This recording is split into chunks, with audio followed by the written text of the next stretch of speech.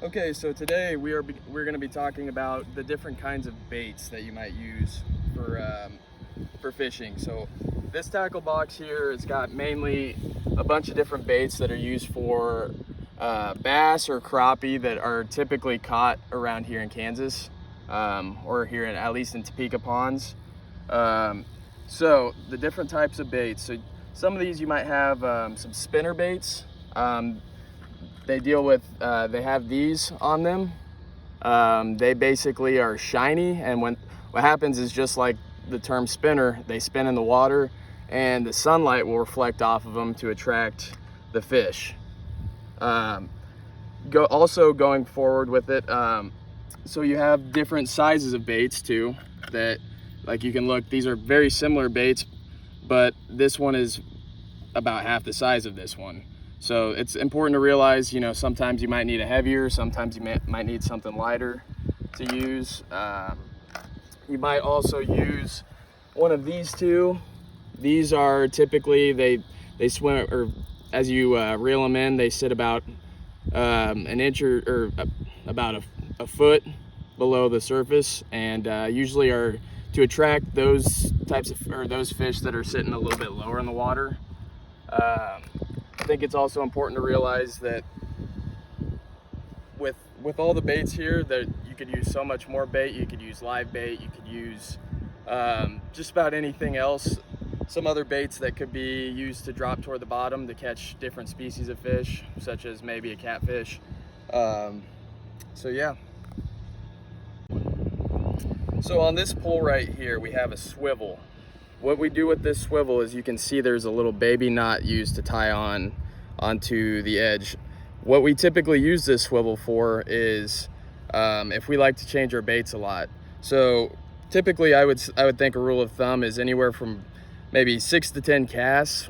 If we're not getting anything to bite, you know, we have this yellow and red lure, we might go get a different color. You know, the fish might not be looking for that color at that time. And so ultimately, by having this swivel here, it's got a little baby weight on it, you know, to just, yeah, like I said, give it, or like how a weight should do, it gives it a little bit of weight. And then you got right here just a little clip that you can pop out. You see how that popped out right there? And then now I can take that bait off, slide it right off if I can at the moment. It might be caught on here. There we go. So I take that off, I go to my tackle box, I grab a different one, stick it right back on. We'll just act like this was a new one. And pop it right back in. Ooh, maybe. There we go. Maybe. Struggling with that a little bit. It's all right. But yeah, so anyway, we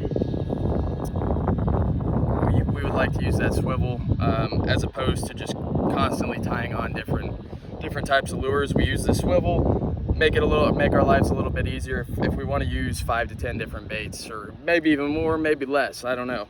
But if we're looking to use different baits throughout whenever we're fishing, that's what the swivel is used for.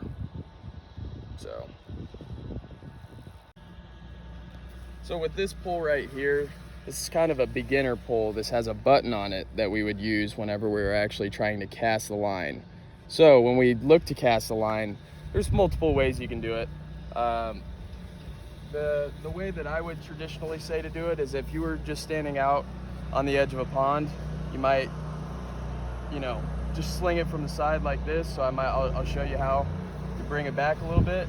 And then with this button right here, as we come forward, we're gonna hold that button down, and it's gonna release the line. And then as soon as the line gets out as far as we want it, just release your thumb off of it, and it should land in the water. So I'll show you what it looks like right here. So this kind of rod is a little bit different. We obviously don't have a button on it like the other one, but when we are going to cast, right? So we're gonna probably do it about the same way that we did with that one, but instead, this time we're gonna hook our finger through this line right here. We're gonna pop this open, And that just means that we're ready to go ahead and cast. So if I go back and do the same thing and do it like that, and then whenever I pop it back, and I can just reel it, come back forward with it. So first I would like to thank Brad, who's behind the camera, for helping me out with this. I kind of demonstrated to him. He also helped me with the tent setup. So I kind of explained to him, but we kind of struggled with where to set up the camera for that. So he pretty much filmed it all, but I was pretty much teaching this lesson to him. To the fishing side of things, it's important to realize, you know, what kind of fishing pole you're using, maybe what kind of bait you're using, understanding what baits are for what kind of fish that you're wanting to catch. The baits that we worked with today, they're typically to catch, you know, something like bass or crappie that are here in Kansas. But you could go out, you can find some live baits, you can find whatever else, and try to catch whatever fish. It's also important to realize if you're going out to a pond or a lake, or if you're going big, you know, you're going in the ocean, it's important to realize what kind of fish you're looking for before you go out and buy baits or buy a certain fishing pole. You should just kind of get an idea of what you're looking for before you get, you know, everything bought, and you know, you don't want to waste money. So but yep, that's my lesson, and